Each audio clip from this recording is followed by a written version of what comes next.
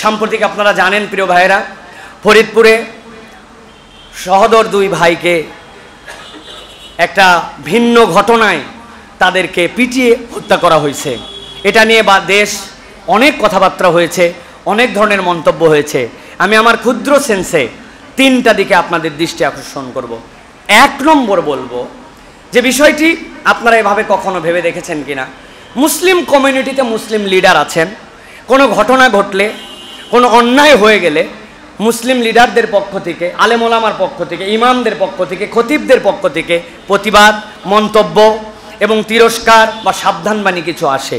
কিন্তু এরকম একটা জায়গায় আইন নিজের হাতে তুলে নিয়ে দুইটা ছেলেকে কেন মারা হলো পরে বলতেছি, মেরে ফেলা হলো, কোনো হিন্দু, কোনো সনাতন ধর্মাবলম্বী, কোনো একজন দায়িত্বশীল পর্যায় থেকে এটার নিন্দা জ্ঞাপন, এটার জন্য মতামত দেওয়া অথবা এই কাজটা করা ঠিক হয় নাই, এটা কেন করলে, এরকম কোনো মন্তব্য আমরা দেখতে পাই নাই। বরং তাদের এই নীরবতা এবং কিছু কিছু ফেসবুক বিভিন্ন কিছুর স্ট্যাটাস দেখে মনে হয় তারা মুসলমানদের এই যুবককে মেরে মনে হয় ভিতরে ভিতরে একটু আনন্দিত হয়েছে, ঠিক কিনা?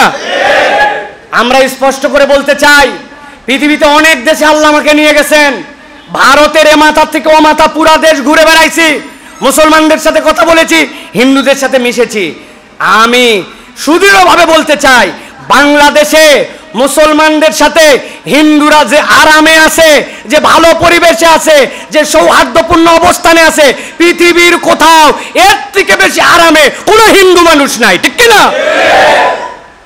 আপনি হিসাব মিজাই দেখেন, আমাদের প্রশাসনের দায়িত্বশীল থেকে শুরু করে, পদ পদবি থেকে শুরু করতে, সরকারি কর্মকর্তা থেকে শুরু করে, আমাদের টাওয়ারের দোকানদার থেকে শুরু করে, আমাদের আশপাশের যারা বসবাস করি আমরা, আমাদের মতো সৌহার্দ্য নিয়ে পৃথিবীর কেউ নাই, ঠিক কিনা?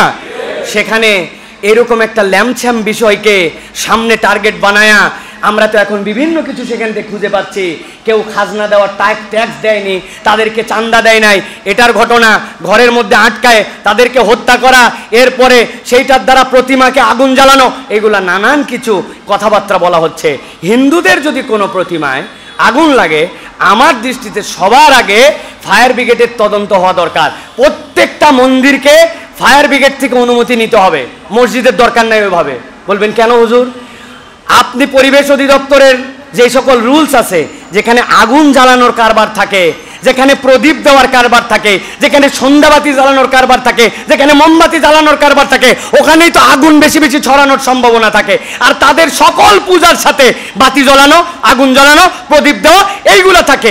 ভাঙ্গা একটা মন্দিরের মধ্যে যেখানে মানুষ ইন্টেনশনালি আগুন দিতে যাবে না, সেখানে একটা দুর্ঘটনা হলো, আর মুসলমান বলে বলতেছি না, দুইটা তাজা প্রাণকে হত্যা করে ফেলা হলো, এটা বাংলাদেশের জন্য শুভ সংকেত নয়, ঠিক কিনা? সতর্ক হতে হবে আমাদের। কারা আমাদের সম্প্রীতি নষ্ট করে ফেলতে চায়, কারা ভিতরে ভিতরে ক্লিক দিয়ে আমাদের এই হাজার ভিত্তির সম্প্রীতিকে নষ্ট করতে চায়, উস্কাতে চায়। যেই সময় আবার খেয়াল করে দেখবেন ভারতের নির্বাচন চলমান, কোনো একটা ইস্যুকে বাজিমাত করার জন্য অনেক দিকের প্ল্যান চলে।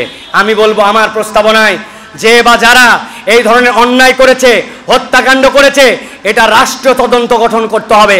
নিরপেক্ষ তদন্তের মাধ্যমে উপযুক্ত বিচার আগামী 40 কার্য দিবসের মধ্যে বাংলার মাটিতে এটা প্রমাণ করে দিতে হবে। নচেত আমরা বুঝবো এখানে যারা এই কাজগুলি ঘটিয়েছেন এটা ষড়যন্ত্রের অংশ। আমরা বাংলাদেশে সাম্প্রদায়িক সম্প্রীতি নষ্ট করার কোনো উস্কানিকে আমরা উস্কাই দিতে চাই না, কিন্তু আমরা এটাও বলতে চাই আমাদের ভাইয়ের প্রাণ চলে যাবে আর আমরা মুখ বন্ধ করে আঙ্গুল চুষবো, এরকমও নয়। আপনারা ব্যবস্থা নেন, আমরা কিচ্ছু বলবো না, কিন্তু ব্যবস্থা না নিলে আমাদের এই প্রতিবাদ কিন্তু অব্যাহত থাকবে, ঠিক কিনা? আল্লাহ আমাদেরকে বোঝার তৌফিক দান করেন। শয়তানের শয়তানি থেকে, মুসলমানদের বিভিন্ন ধরনের যে সকল শয়তানি চলতেছে, এই শয়তানি থেকে আমাদেরকে হেফাজত করেন। ষড়যন্ত্রকারীদের ষড়যন্ত্র থেকে এই দেশকে আল্লাহ রক্ষা করেন, এই জনপদকে রক্ষা করেন। আল্লাহ রাব্বুল আমিন আমাদেরকে বোঝার তৌফিক দান করেন।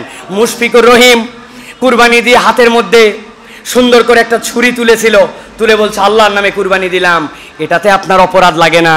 আর আপনি অন্য ধর্মাবলম্বীদের ধর্মীয় উপাসনার নামে লম্বা লম্বা দাও, কিরিস এইগুলা দিয়ে আপনি মিছিল করবেন, ওটাকে বলবেন ধর্মীয় কালচার। তা আমার জবেও কি আমি বেলেট দিয়ে করব নাকি? আমার গরুর জবে আমি বেলেট দিয়ে করব?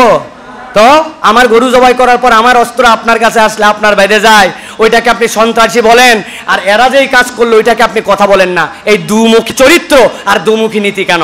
আল্লাহ আমাদের যে সম্প্রীতি দিয়েছিলেন, এই সম্প্রীতি ধরে রেখে আমাদের চলার তৌফিক দান করেন। সনাতন ধর্মাবলম্বী বা হিন্দু ধর্মাবলম্বী ভাইদেরকেও বলবো, উগ্রতা দিয়ে কোনো সমাধান হয় না ভাই। পাশের দেশের উগ্রতায় আপনারা গা ভাসায়েন না। ওরা উগ্রতা দিয়ে শুধু ফাসাদ আর বিভক্তি তৈরি করেছে, আর এখানে 90% উপরে মুসলমান থাকার পরেও আপনারা কখনো আক্রান্ত হন নাই। আপনাদেরকে ভালোবাসা দিয়ে আমরা বুকে আগলায় রাখছি। এই ভালোবাসার মূল্যায়ন করেন, আগামী 1000 বছর ভালোবাসায় চলবে। আর মূল্যায়ন না করলে আপনাদের জন্য বিপদ হবে, ঠিক কিনা? আল্লাহ বুঝার তৌফিক দান করেন, বলেন আল্লাহুম্মা আমিন।